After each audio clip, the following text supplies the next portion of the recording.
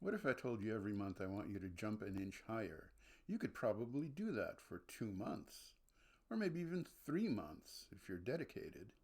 Cheat a little bit with a different way to measure height, and maybe you could stretch that to 4 months.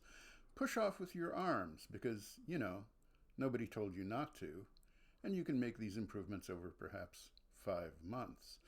After that, this effort to jump higher every month just becomes arbitrary, unrealistic, and oppressive. It encourages dishonesty.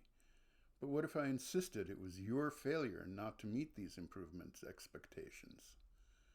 And that is how management fads like Six Sigma work.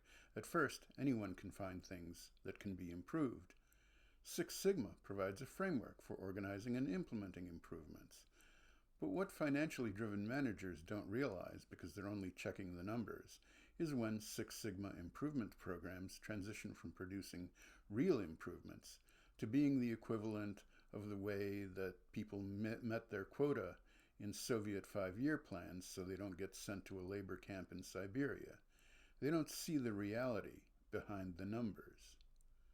In companies where improvement programs like this are applied over and over, quarter after quarter, career management and the avoidance of bad consequences from badly applied management fads begins to dominate considerations. In other words, if your business is dysfunctional, virtue will get you nowhere.